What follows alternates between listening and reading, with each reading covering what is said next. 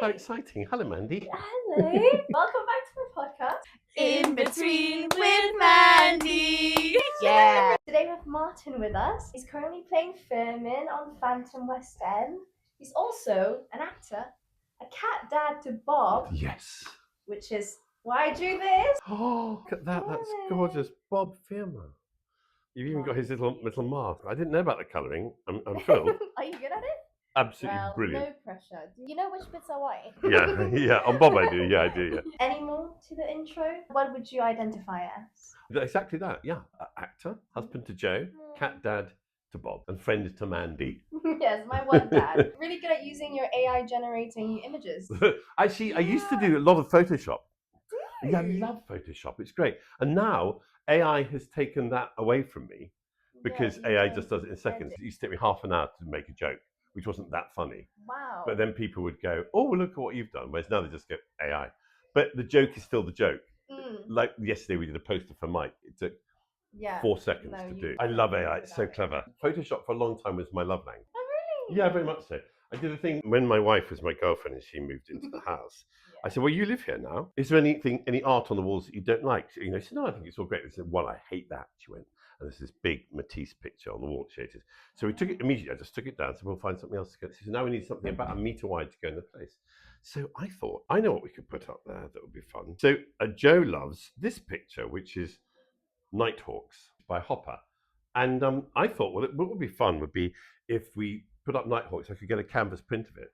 But what if Joe and I were to go visiting? So we put ourselves, I put me and Joe into it. No, I did this. Yeah, I did this. Yeah. Before we married, she was called Thompson. So Thompson and Bourne now own it. It's quite sweet, isn't it? Am I colouring as we talk?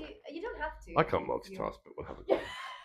Well, let's start with the question that Sky wanted to ask you. What's something that you're most proud of? Now, you warned me about this, and it's been interesting because there's nothing I'm proud of. That's not true, surely. I think it is. Like no piece of work. No, I would always want to. There's always things I think I should have done better. I tell you what is odd is when occasionally you get on with life every day, and then occasionally you have to, like for a program, you have to assemble your CV or you have to check something on Spotlight, and you go down the list. And I look and I think, this is an astonishing amount of work, and I am incredulous at how much work I've done. Yes. Proud? No, but I've been going sort of 33, 35 years or something like that. And it's like I've done so much work. I've done so much television. I've done so much theatre. I've done so many musicals. I've done so many adverts. I've seen naughty little adverts around the world. I was in Barcelona doing an advert, and my agent called and she said, "I've just looked on the computer. This is your 40th advert in Barcelona." In Barcelona alone? Yeah. 40. So I've had a lovely life, and I'm thrilled about that. And I've only once been out of work, which is before this. I was out of work for about 18 months. And it's going to happen. It's going to happen after COVID. It's going to happen as you get older and fatter and uglier. There are fewer roles, all that sort of thing. But I went up for Phantom, for Firmin after that. And I'd never met Simon, our lovely MD. Well, not MD, what is he, musical associate or whatever his name is. Lovely Simon. And I thought, and he said, "So what have you been up to?" And I thought, okay, well, tell the truth. Yeah. It's a vulnerable moment because I'm not used to saying I've been out of work. On the other hand, getting a job is all about them deciding you're someone they want to work with. So show them who you are. Show them I'm going to play a straight bet, and then they know who I am. And I said, for the first time ever, I've been out of work for the last 18 months. It was a vulnerable thing to say. And Simon, God bless him, said, lifted up the print off of my CV like this and went, "Well, thank God for that, to save the trees." That's so sweet. Really sweet. Simon. "You've saved us several trees," he said, which is a really sweet way of making me feel better about myself. And I was so glad that I'd been honest and vulnerable about it, because otherwise I'd never have heard that response, which was really darling. Come in. This is what happens when you do interviews between shows. It's all part of the thing, though, isn't it? That's my facials being done. It's just yak hair. Did you know this is hair of a yak? You've got 2 of these. These are called bugger grips. Oh, well, If you went to public school, you'd know why. And my friend Lisa made these. Really? Yeah, Lisa Champion. She's an old friend who Joe and my wife and I met on Wicked 20 years ago. And we've been great pals ever since. And before you, Mandy, she was our cat sitter. She's got a cat of her own now, so she can't do that anymore. Where were we? Being proud of? No, nothing I'm proud of. But I do look at my CV and think, that's astonishing. I don't think of it in the thing of pride. I just think, how the hell did all that happen? And still, sometimes at the curtain call, I stand there and I think, I'm on stage in Phantom of the Opera or Wicked or something, and I'm 62 years old. This has been my life. How extraordinarily lucky have I been? And I do think that I'm so lucky. And I think to myself, oh my God, I'm feeling emotional even thinking it. But I think to myself, if my 7-year-old self could know what his life was going to be and how blessed I was going to be, how lucky I would have been to do this. I mean, my hands are so soft. Never done a day's work in my life. Look at that. Never done a day's hard work. I know. I really feel like I've never worked a day in my life because I so love the job. Yeah, and that boy would be just cock a hoop, just so thrilled. And I don't think I've lost that gratitude. You get used to it. You do get used to it, and sometimes we moan. Yeah. At Christmas, we tend to moan. I remember Wicked had a punishing schedule one year. I did 3 Christmases at Wicked. And one of the years we did 9 shows Christmas week and 9 shows week after, which was really tough because it meant 2 shows every day. And on the Boxing Day matinee, we were there and there's no public transport to get in. There's no food. Marks isn't open. It was a bit grim, And we were there on the Boxing Day matinee. And a couple of people were complaining about that. And I went, yes, it's a bit grim. However, there's somebody in that audience who's going to be taken to a Boxing Day matinee. Particularly in the old days, it was a traditional theatre day, the Boxing Day matinee, less so nowadays. And they're going to see this show, their eyes are going to pop and they're going to go, this is a thing? I could do this. That's what I want to do. And their whole life, their whole purpose, and their whole professional happiness, sense of self-identity will be created today by watching that. And one of the girls I was saying it to went, the first time I went to the theatre was a Boxing Day matinee. No. And that's why I'm here, because I saw the dancing in a panto on the Boxing Day matinee, and I thought, this is my life. And I went, well, there you are. And it's like, and she went, no more complaints. Let's do this. Let's recruit somebody new. Let's make the magic happen. Because it is an amazing thing that we're able to do. It's so not work. So I do feel relentlessly lucky. Not proud, I'm afraid, but very lucky. Yeah, you have a great career. Yeah, somehow. Yeah, make a whole life out of it. You should be proud. Yeah, well, thank you. Since you've done so much film and TV, what do you think the difference is compared to theatre? Oh, television's a dry hump because it's out of order. You don't rehearse. You don't know the people you're working with. You get in. You can have a lot of fun. You might only be there for a month or two, and then you tell your best stories and get in and get out. I used to enjoy that, but theatre is so much more rewarding for me. Whatever mood you're in, when you come into the theatre, you leave in a better mood. That's what I afterwards. think. Did you think? Yeah. Yeah. The way I think of it is that the concentration of doing the show is like windscreen wipers across the windscreen of life.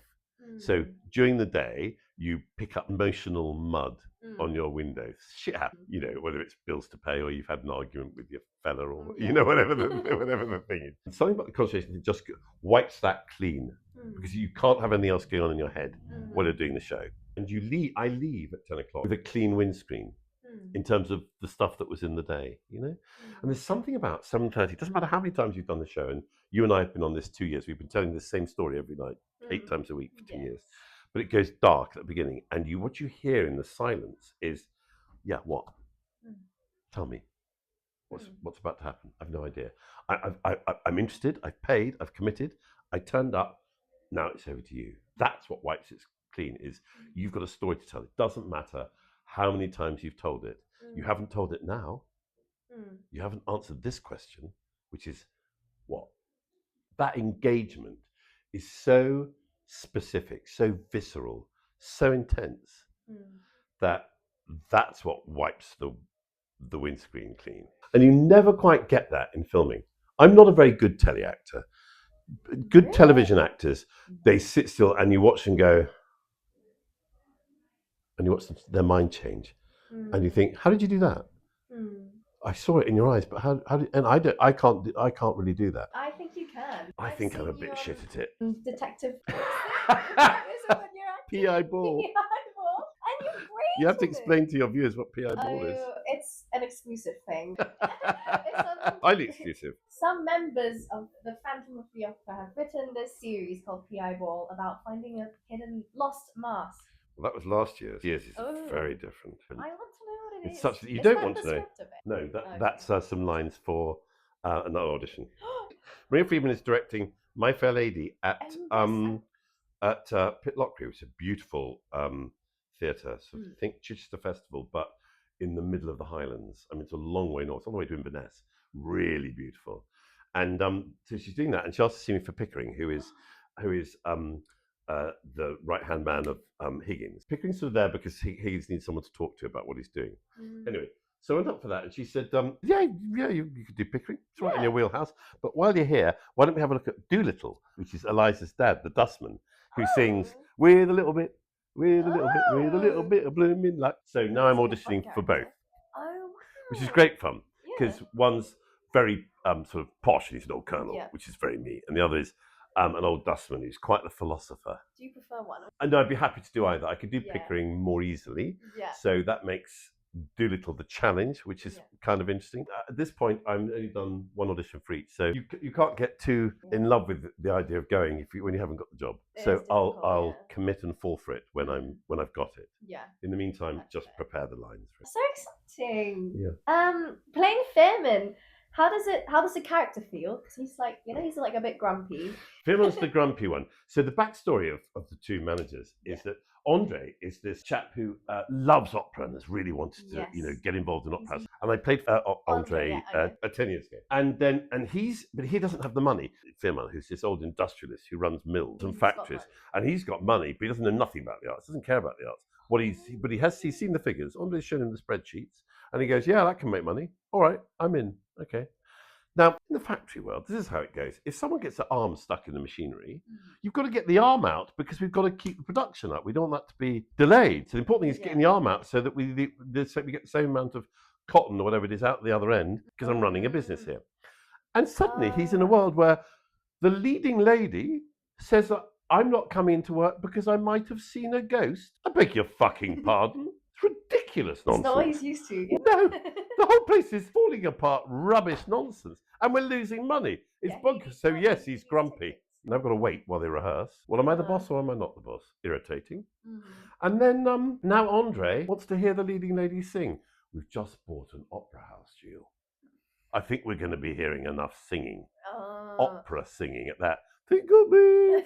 So he's grumpy. Many things to be crossed about. And the funny thing is, I love proper opera singing. Like, I adore opera. I listen to nothing but opera all day. Absolutely fiend for it. I love it. And I find really good voices very moving. And the oddest one was when we had the second cover Inguna on, because I'd never heard Inguna sing, and she's classically trained. And because Andre says, would you sing me a verse of Think of Me? And I'm like, please. Lunch, 1 o'clock. It's now 10 past, Wow, and she opened her mouth. And do you remember, Mandy? They're all good. There's nothing away, but I'd heard Joe and I'd heard Zoe before, so no disrespect to them, but I hadn't heard Inguna before. And she started singing, and 100% of Martin went, "Oh my God, that's beautiful. Beautiful instrument, beautiful phrasing, just lovely." And I wanted to cry. It makes me cry. Good singing makes me cry.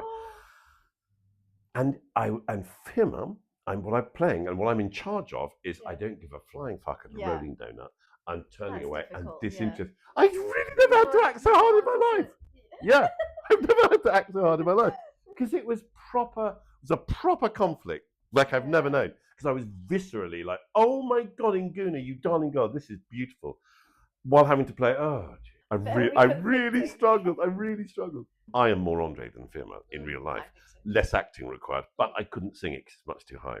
So now I'm in singing a role that sits very nicely in the 5 notes that I'm proud to call my range. Your 5 notes. Yeah. So good. I love doing Firmin. Yeah. Do you think things have changed around here, or do you think you have changed since being on Phantom and coming back? Immeasurably. You're asking a huge question there. I got myself into real trouble with. I'm an addict. Never touched anything that I shouldn't have done until I was about 46, and I was doing Thénardier, and suddenly something about playing Thénardier in Les Mis, who's so kind of wrong and evil and everything. I was just like, yeah, okay, let's just go with that a bit. If someone's offered you a line of cocaine, have a line of cocaine. And I did, and it was a disaster, and I was absolutely, it was not the thing for me, and it got its hooks into me really badly.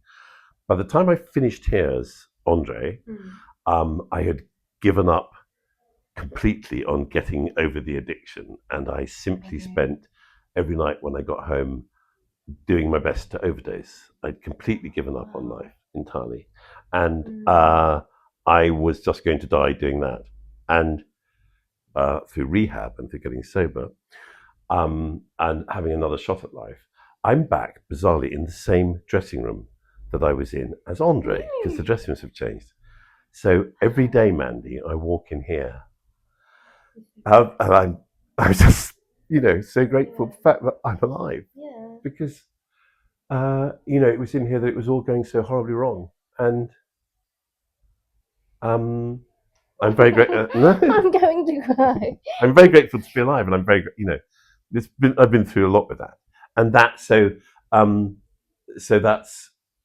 So being here is back in this room is emblematic, talismanic of that success. I suppose if there's anything I'm proud of, I'm thinking about it now, and let me find a nuance to your original question and saying my sobriety. Bless you being on me, sweetheart. Sorry to set you off. I set myself off thinking about it. Let's get ourselves a little tissue, shall we? There we go. Sorry to set you off. I didn't mean to set either of us off, but there's lots of things I will cry very easily about. One is thinking about that. The other is good singing. Yeah, I think you'll be good at singing. So yes, it's lovely to be back here because it reminds me of it every day. So I'm very, very grateful for that. Yeah, and I wasn't married to Joe 10 years ago. No, I am. So yeah, Joe. and when you get sober and you get out of rehab, you're not allowed to make any important life-changing decisions for a year and a day. So to wait a year and a day to propose. Oh, really? yeah. And you've decided since getting out of rehab that you were going to propose to me. Yes. The thing about the difference between people partying and addiction is addicts are, and when I say addicts, I mean it can be alcohol, it can be drugs, of course. It can also be sex and shopping and gambling. The thing about those things is everyone is doing that not to get high, but to feel normal. When I took drugs, I went, oh, it's all gone away. And people are use those things because of trauma, because of childhood trauma of some sort. That's the difference. And then in rehab, you deal with that trauma, and you find ways of coping with it. You've got a little tear, darling, on this side. There, that's it. There we go. Yeah. I'm glad you're here now. Thank you. I'm very glad I'm here now. So yes. Next question. Wildest unexpected thing that has happened, I suppose. I mean, you've got so many stories, but I feel like when you put on the spot. Gosh, I have no answer to that. Let me think. I've just been having a career, I think. I tell you what caught us out one. We did Top Hat on Torch's lovely, lovely show, Irving Berlin's show, gorgeous, and we did it at the Aldrich. Now, we say we. Vivian Parry played my wife. Now, Viv and I are the same age, and we are the same type of person, which is to say that we're originally straight actors who found ourselves in musicals. I don't really sing. I mean, Viv's got a great voice. I don't really sing, but and before the Barbican was built, the Royal Shakespeare Company used to do their season at Stratford. They would come down to London and they would play and they would borrow the Aldrich. They would use the Aldrich Theatre. So Viv and I spent our 13, 14, 15, 16 years old thing coming up and paying £1.75 to be in the gods and watch at the Aldrich. So we've been in that theatre and we've seen McKellen's Macbeth, Judi Dench's Lady. I mean, everything that the RSC, all the great shows the RSC ever did, we saw, up in the gods of that theatre. And we walked onto that stage. It's like, it's the Aldrich. This is the hallowed ground. It's like the altar at Canterbury Cathedral. You know what I mean? It's like sitting in the throne that you get crowned king on. It's like, wow. So that was all very exciting. Yeah. And then one night we were doing the show. The finale starts off with the principals at front and we sing 16 bars. And then we go off while the ensemble come on and they do a whole great number. They dance the crap out of it. Yeah. And then we just come back on again behind them for the last 16 bars. Okay. And boom, and we're finished. And we did our 16 bars. And as I looked down, on the front row was a 7 or 8 year old girl. Oh, God. Just thinking about it. What did she do? Oh, just thinking about it. And she had this face, these saucer eyes that went, what is this? What is this witchcraft I'm in? Just that thing we were talking about earlier, just like about the Boxing Day matinee, plugged into the mainframe like in a B movie when they turn on Frankenstein's body. Like, this is it. This is it. This is my life. This is my life. The singing, the dancing, the colours, the costume, the music, the volume, the light. I'm in, and Sorcery, and there's a look. There's a look in the stores of people like, this is great, I'm loving this, wow, and I'm going to be clapping at the end. And there's a look which is much more profound than that. That goes, oh my God, I'm in. I'm in. This is me. I'm doing this. And you knew that she had gone, I want to do that. You just knew. You'd seen it. And and I saw her, and Vivid clocked her. And we went off after our first 16 bars. And Vivid went, did you see the guy in the stores? I went, yes. You did he said, yes. And I said, that's us. Can you imagine 7-year-old us being there and being told that this is what we're going to do for our adult lives? And Mandy, we lost our shit. Started crying. Just started crying. Like a mainlining of gratitude, an overwhelming gratitude for what we do. And imagining ourselves at that age. Imagine telling us, because we were in this theatre as kids. Exactly, this is the point, this building has already had this resonance for us of being, being on stage we came, and now we're here doing, and we're the ones telling the story now. We're the grown-ups. We're in the front. We're driving the car now. And I said, Viv, can you imagine? Imagine telling you when you were at that age that this is what we'd be doing the song and dance now. We'd be doing this. And when I say we cried, Mandy, I'm not talking. I'm talking bell ropes of mucus. I'm talking snot. I'm talking heaving. Heaving mess. Two principles. Yeah. We were like, stage manager came running down. What the fuck's wrong with you? What's going on? It's like tissues. And we like this, and then we had to go on stage for the. Looking like we hadn't slept for a month, like we'd been tortured or something. Tiny salmon pink eyes, red nose. I think that's probably the thing that surprised me most, because 1 minute you're having a lovely time, the next minute you're an absolute mess.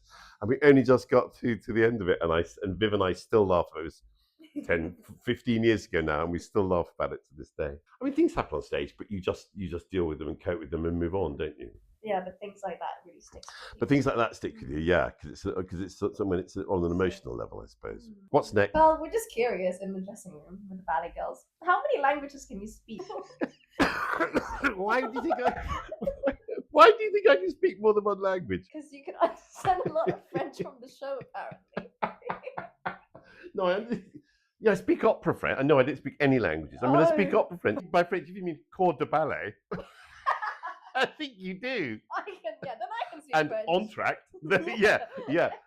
Then suddenly we're all fluent, aren't we? Yeah. No, the only languages I have are opera French, opera Italian. So if you've got an Italian aria, Che geli da manina, your tiny hand is frozen, then I can do that much. And in Italian operas, it's not about il mio tesoro, my darling and my sweet love, and lots of piangi, that's crying.